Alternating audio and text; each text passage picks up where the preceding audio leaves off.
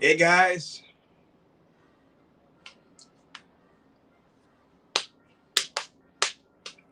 welcome to the My Travel Lover Show.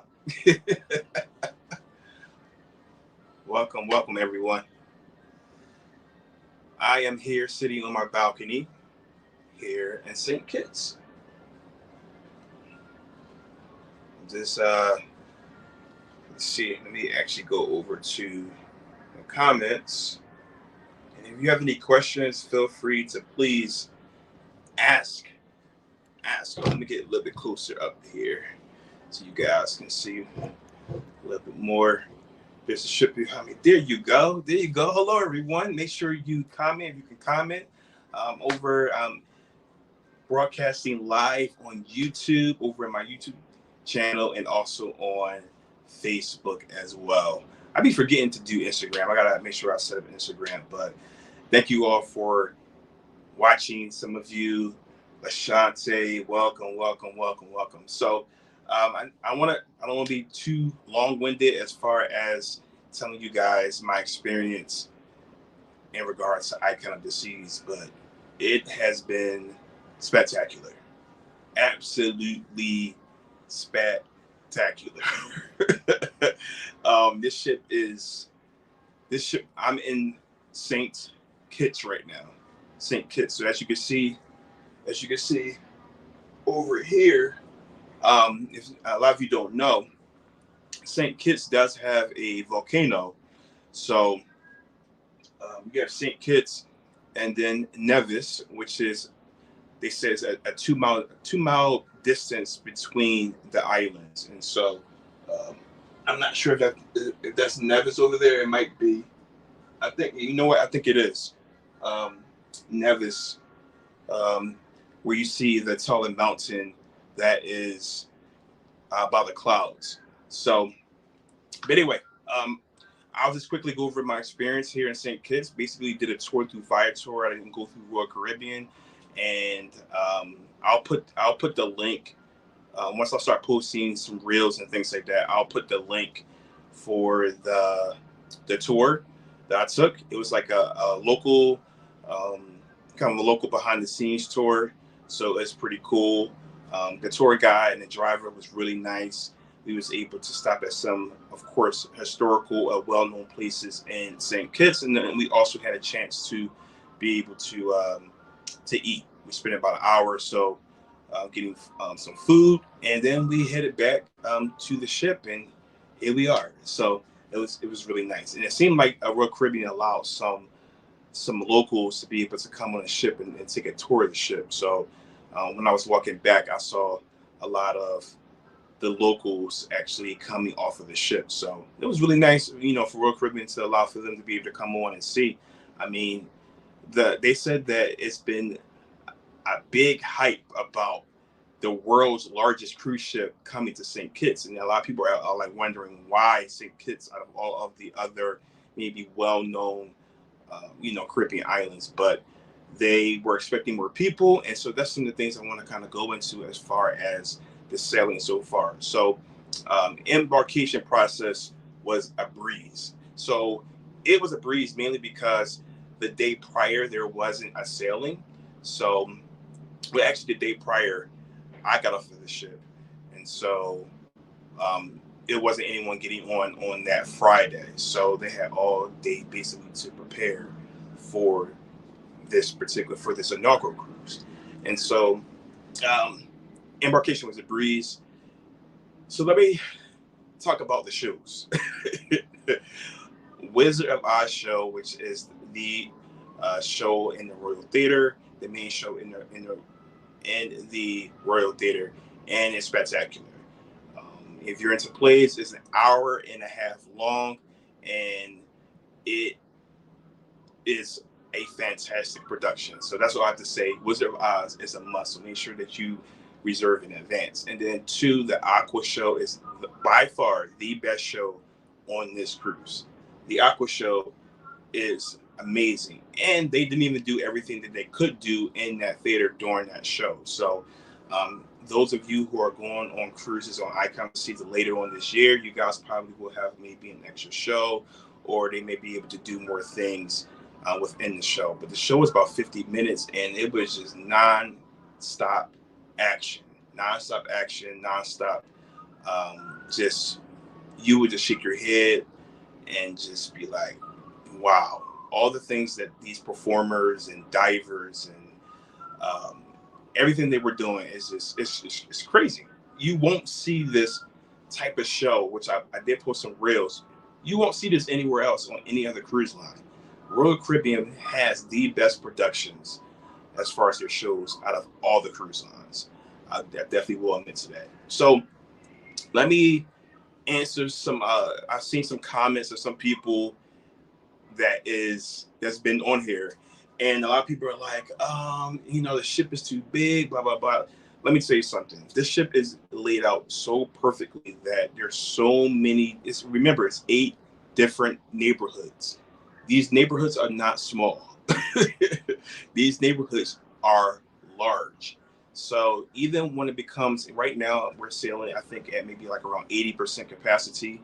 And Royal Caribbean did that on purpose because they did not want for this ship to be completely sold out, so that they can work out any kinks, any feedback, any things that, when we provide our feedback, they'll constantly make improvements and ramp up the capacity until it's summertime. So once it gets to be summertime, then you'll have probably springtime, spring break time or whatever, summertime, then you'll see the ship probably completely sold out, and completely at full capacity, meaning that over 7,000 people on the ship. And yes, it can hold 7,000 people easily on this ship. I don't foresee it being an issue at all because there's so many different areas. Even when I run the pools, so a lot of people may have questions about the pools. There's 7 pools. It's not like it's 2 pools or 3 pools. There's 7 pools on this cruise ship. 7. And that's not including the whirlpools.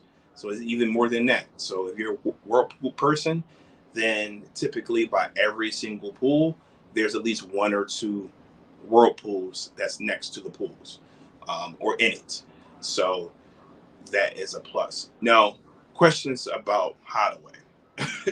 No, I'm going to put it this way. A lot of people are used to cruising the Royal Caribbean, right? And you have the adults only solarium. And adults only solarium usually is a more laid back, quiet, peaceful area on the cruise ship. We got to remember, Icon class is like no other class ship. They don't want to be like the other classes. They are the ultimate family vacation. So when they say that, they mean it. So I don't want a lot of you to be even, they don't have a solarium, they don't have a quiet place to get away. Their motto, their theme is ultimate family vacation.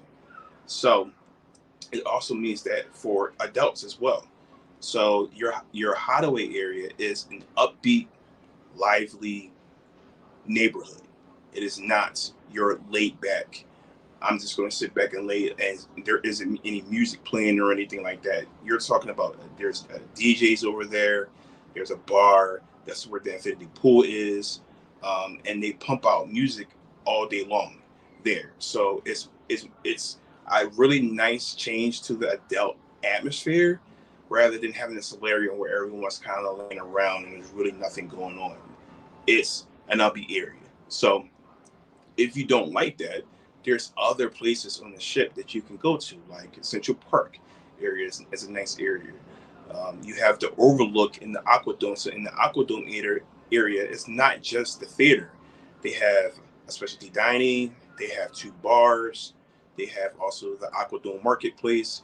And so there's the overlook area behind there. And the overlook area is just a beautiful area in the very front of the ship with, you'll see nothing but ocean views, and they have a lot of beautiful different lounge areas in that particular area. And usually it's a more quieter area. And so that's probably where you want to go at if you want to relax. And so no, it doesn't have a pool. It doesn't have a whirlpool in that area. But if you want to get somewhere away and kind of relax, then you could do that at the overlook. I'm trying to see the food. The food has been The food has been cruise food. um, the Aquadome Marketplace, I really like that area. Their food is really good. All the different food stations. The only place I think I haven't had food from is the mac and cheese, which that venue seems not to be doing as well as others. Like every time I go up there, the mac and cheese is really no one in line. So I'm not sure if that's something that Royal Caribbean will change, because they'll say probably like maybe we need to add some things to the menu along with the mac and cheese, because they have different mac and cheeses. So they may need to add some things, maybe like a like a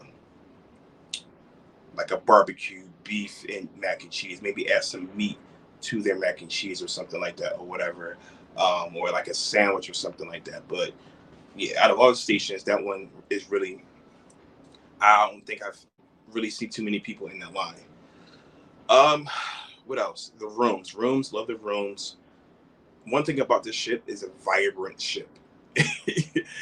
There's a lot of colors. It's a lot of green, lime green, yellows, blues. It's very colorful, as you want to say. So, um, no, another question or another comment that someone made. Another thing. Here's how I feel. Unless you have been on this ship, you won't know. So a lot of the speculation, a lot of the you know, things that people are like commenting. I can't imagine if people are commenting on other forums, but I've already had a couple people comment on my Facebook post about certain things, like the Hideaway. Yes, it is right next to Thrill Island where the water park is, and the the flow rider. No, you don't hear people screaming. And the reason why you don't hear people screaming is because the Hideaway area has music playing, and they have speakers all over in the Hideaway area. So you don't hear children screaming at all in that area. So that's not something that you would have to worry about. So that's why I said, like, Royal Caribbean did a great job as far as the layout of the ship, and you get different feelings in each area. So like from the Hideaway, you have that adult atmosphere in that area, which that area is a hit. That area is packed. That area has been packed. So I can't imagine once like um, other guests get on, especially when it gets closer to like spring break and summertime and things like that. Like that area is always full, and it's just a beautiful infinity looking in the very back of the ship. Beautiful area. Then you have Thrill Island. Thrill Island is a water park, miniature golf. You have the sports court and all that. So and you have base camp, which is you can get food, you get drinks and things like that. And then you have also the rock climbing. You have Cross Edge, kind of also in that area. And then you have Chill Island. Chill Island is like it's crazy because it's like on 3 decks, and like the 17th deck is the highest deck, but you can only access it from like deck 16, unless you go like obviously on like an elevator or something. But the way they really design this ship is crazy. It's plenty of loungers. Even now, I walk around in the middle of the day, and there's still a lot of loungers available. So not every single lounger is available, and the reason because of that, because you have different activities that's going on, you have different shows that's going on, you have all the different neighborhoods that the people may be um, also in. Then you have the Surfside area. The Surfside area is further down, and it's a family area. You got the merry-go-round. They have like all these different children's games that's going on in that particular area that the actual like crew members are actually like interacting with like the families as far as like playing different games and stuff like that. So they have hula hoop, face painting. Um, they're making balloons and making them into hats and things like that, which are all included. You don't have to pay anything extra for. You don't have to pay anything extra for the merry-go-round. You have a buffet area over there. You have a sit-down dining venue over there. You also have ice cream. You also have a quick takeout service place over there called Surfside Bites. And then you have a bar over there. Which, you know what? I have not been to that bar yet. I need to go. I think that might be, I haven't been to probably about 4 or 5 bars, if I'm not mistaken. So over the next couple of days, I'm really going to dig into all the different neighborhoods. So I'll have like a long length video of all the neighborhoods, but then I'll also have shorter videos so that if you want to just pick and choose the neighborhood you want to be able to know more about, then you'll be able to do that. So that'll be posted after I come back from this cruise in regards to all the different neighborhoods. So, but yeah, if anyone has any questions, please comment. Comment. It's a beautiful day. It feels like it's like in the mid 80s here at St. Kitts. And does anyone has any questions? Because I know some people were asking.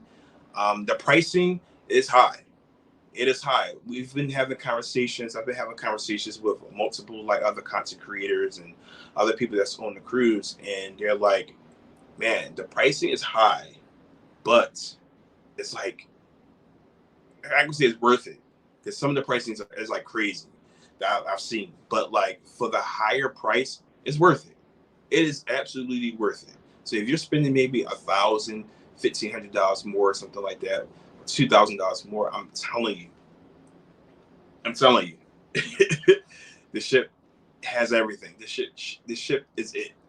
So, there's some few things that need to adjust and change and all that, whatever that we're still working on.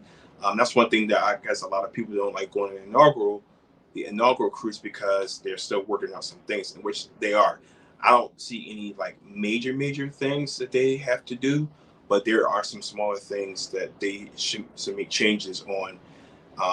And over the next few months or so, most likely will address those smaller little issues and things like that. So, trying to see what else. I talked about food.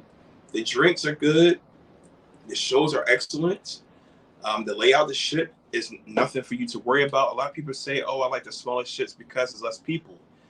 To me, in my logical mind, that doesn't make any type of sense to me, because when you're on a smaller ship, you're also in smaller venues in a smaller ship with, if you go by, I guess, square footage or whatever the case may be, it still kind of equals out to if you get in a larger ship. Just because you get in a larger ship doesn't mean that you're going to have crazy long lines. I have not seen any crazy lines at all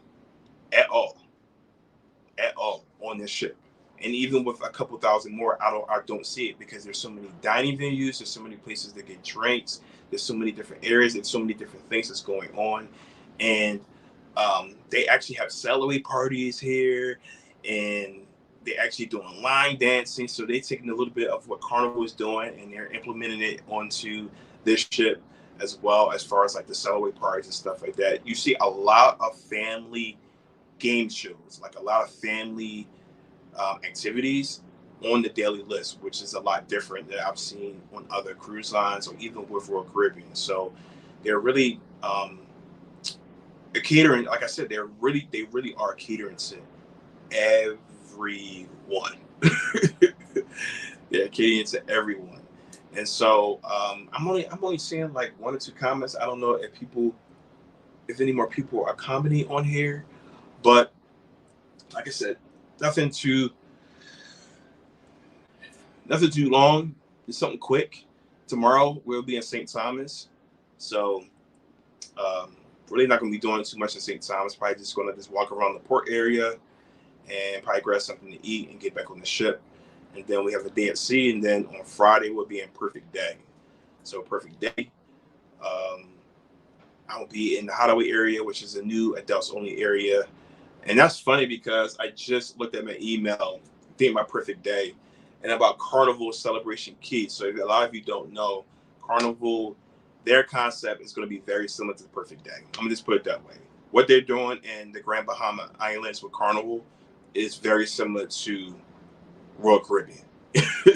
Very similar. Like, I just saw an email, and they're going to have, of course, a family area. They're going to have water slides. They're going to have the largest lagoon pool in the Caribbean or in the Bahamas, if I'm not mistaken. And then they're going to have an adults only area. Same concept as Hideaway. Now Royal Caribbean will have, now Carnival will have an adults only area with a DJ, it said, and music playing and things like that. It's going to be restaurants and all that, a swim up bar, just like the Hideaway. So, these cruise lines, when they do certain things, the next cruise line, especially with like if it's Royal Carnival Norwegian, a lot of times they do things very similar. Now I don't know about Norwegian, but I know Carnival Royal Caribbean, they seem to kind of do things very similar, but in their own way. So looking forward to Celebration Key in 2025. I'm probably going to hop on a short cruise out of Florida to be able to just see that new area, so I can talk about it and see how it is and kind of compare. Now I'd be able to really kind of compare it to Perfect Day. But if not, guys, stay tuned. I'll have some more videos and things being posted today of St. Kitts. Some really cool shots of some of the areas that we went to. I have some really cool shots as well of the cruise ship. It's funny because there's a cruise ship. Oh, you can't see it. Oh, you can. Hold on. Let me see if I can show you. But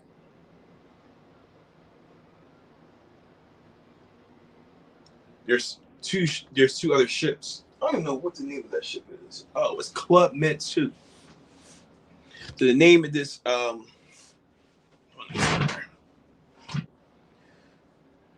so there's a real small it's a real small ship right here. That's Club Med 2. I'm telling you, that is about the size of the Titanic.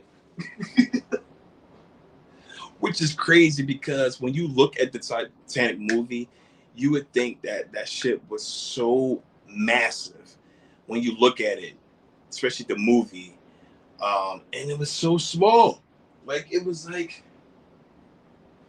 was so small. It was like maybe two, those Spirit cruises that a lot of cities have where you can get on like a 3 or 4 hour cruise. It'll take you out like in the bay or harbor area of the city, and they have like food and music and things like that. It looks like it's like 3 or 4 of those put together.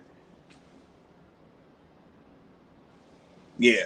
And then you look at, which I have a shot where I have a video which is going to show you the size difference between that ship and the Icon of the Seas. I'm like, that's the Titanic.